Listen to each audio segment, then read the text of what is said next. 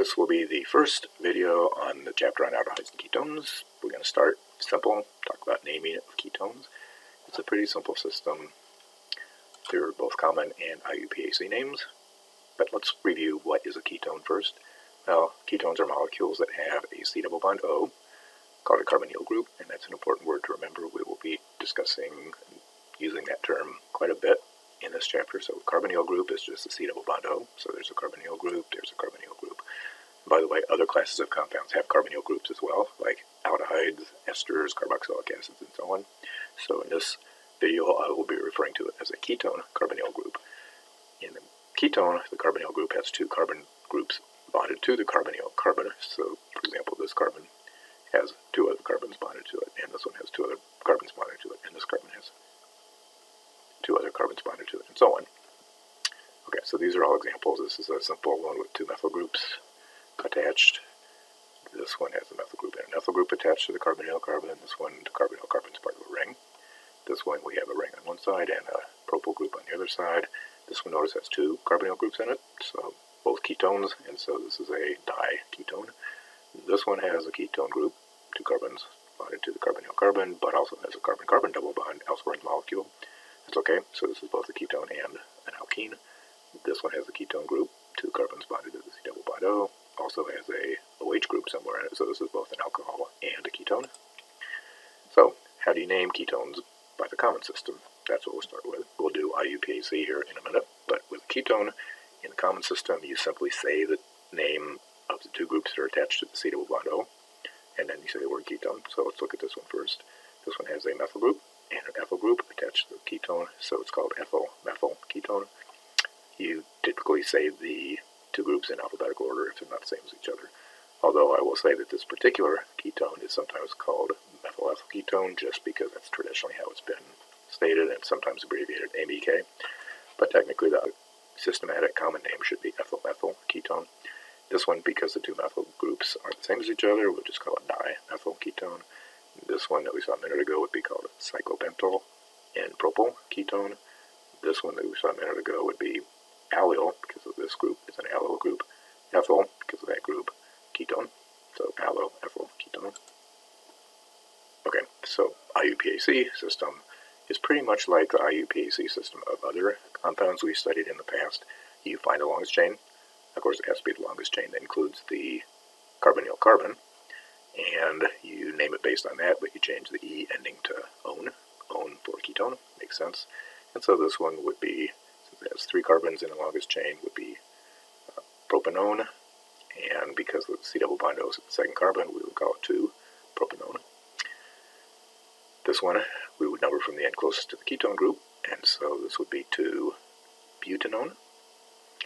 This one, a little different. The longest chain is actually 4. 1, 2, 3, 4. We don't include carbons of the ring in the longest chain. That ring is a substituent on the longest chain. So the longest chain here is 4 carbons, so we call it butanone. In fact, it would be 1-butanone because the ketone group is at carbon number 1. And it would also have a cyclopentyl group on carbon number 1, so it would be 1-cyclopentyl, 1-butanone. And this one has a 6-carbon chain as the longest chain. But now we have a question, should we number from the end closest to the ketone, which would be this end, or should we number from the end closest to the double bond, which would be this end? Well, here's a rule. You just have to remember ketones take precedence over alkenes. We will talk a lot more about precedence a little bit later. Different functional groups have just been assigned higher priority, and so that way you know which end to number from. You also know which ending to use in a name, but we'll get to that here in a few minutes. So, how are we going to name this compound? Well, 6-carbon chain, so it's hexane, but because it's got a alkene in it, it would be hexene. Now we're going to number from this end, and so the alkene starts at 1, 2, 3, 4, 5, so it would be 5-hexene. But because it's got a ketone as well, it would be hexene-one, so the ene-one. But then where are we going to put the number to indicate where the carbonyl group is? Well, since the number at the beginning would indicate where the alkene is, we need to put the numbering for the ketone right in front of the -one ending, and since it's at carbon number 3, we would call this 5-hexene-3-one. Again, you put the number for the ketone in front of the ending -one. If there is some other functional group that you need to put the number in front of, like an alkene or an alkyne. So again, this would be 5-hexene 3-one. Okay, so let's do ones that are a little bit more complicated now. This is a dione. Which end are we going to number from? Well, the end closest to the first ketone. So that would be this end. So it's 1, 2, 3, 4, 5, 6, 7. So 2, 5, heptadione. Put the di in front of the one ending. And this two-vowel system IO is pronounced IO. So dione. This one is still a dione, but it's also got an ene in it. So remember, you put the number in front, indicating where the alkene is. So 6, heptene.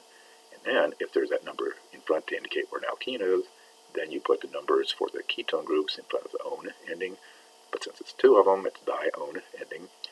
And this one has the added feature of having a bromine at carbon number 4. Again, notice we're numbering from this end because it's close to the first ketone group, not this end because ketones take precedence over alkenes.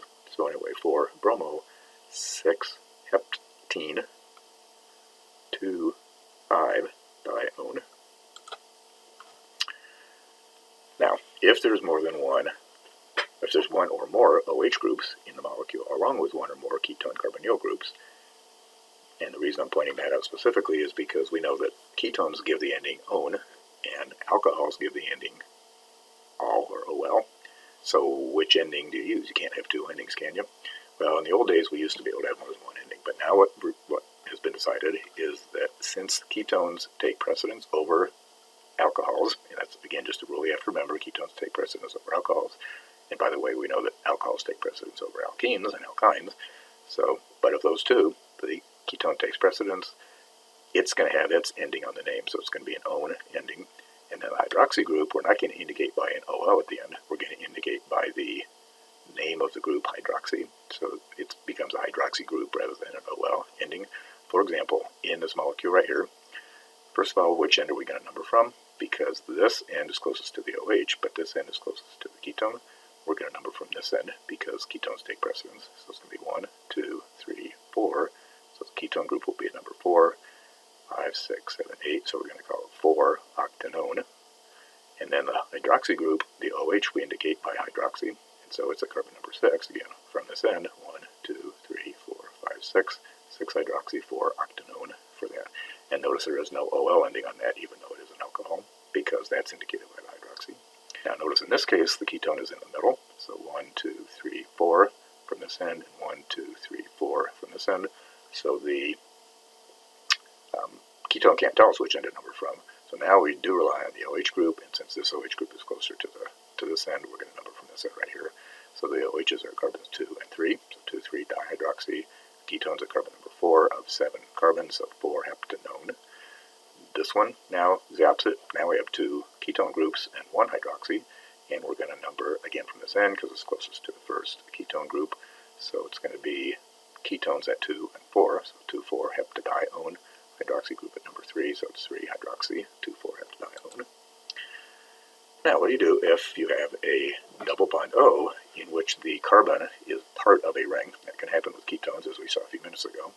Well, depends. If there's nothing else there, then you just say the word cyclo and the however many members there are in the ring, and then one. So this is cyclohexanone. No point in putting a number in it because by definition that's automatically number 1. And since there's nothing else there anyway, we don't have to number it. It's just cyclohexanone. But now this one, we do have to number because it has a methyl group on it. We have to indicate where is that methyl group. Well, you start from the ketone always. Even if there's an OH group in the molecule, you start with the ketone as number 1. Again, because ketones take precedence over alcohols. Even if there's a double bond in it, you number from the ketone carbon, not a double bond carbon. But, as always with a ring, even though this is automatically number 1, we need to know which end do we number around to. Well, you number around to get to the first branch point as soon as possible, or whatever priority groups there are. Since there are no other groups here, the methyl is the target, so we're going to go 1, 2, 3, so 3-methyl cyclohexanone. Do we need to put a 1 in front to indicate where the ketone is? No, we do not, and that's because, again, it's automatically a number 1. There's no other choice. It has to be 3-methyl cyclohexanone. What about this one? Well, now this one's a little different because it has 2 functional groups. It has the double bond O and the alkene carbon-carbon double bond in it. So which one is carbon number 1?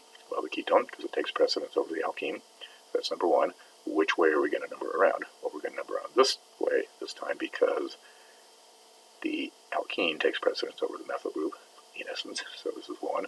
And then the double bond starts at carbon number 2, 3, 4, 5. The methyl group's at carbon number 5 this time. So it's 5 methyl, 2 cyclohexene.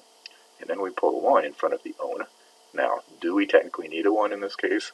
No, but because there are other numbers on the ring, that one also will get a number 1. If you were to leave it out in that case, it would probably be okay, but I would suggest you put it in to be clear. Now, how about in this case? Well, now we have 2 ketones, so we number one or the other of them as carbon number 1, and we go around to get to the second one as soon as possible, and then we want to get to the alkene after that. If we start at this position and go around towards the second ketone, 1, 2, 3, 4, 5, we get to the alkene at carbon number 5. If we start at this ketone and number around this way, 1, 2, 3, 4, we get to the alkene at carbon number 4. So that's the way we want to do it. So 4 cyclohexene, 1, 3 dione. And then looking at this one over here, which carbon do we start with at number 1? The ketone carbon, the alcohol carbon, or one of the alkene carbons?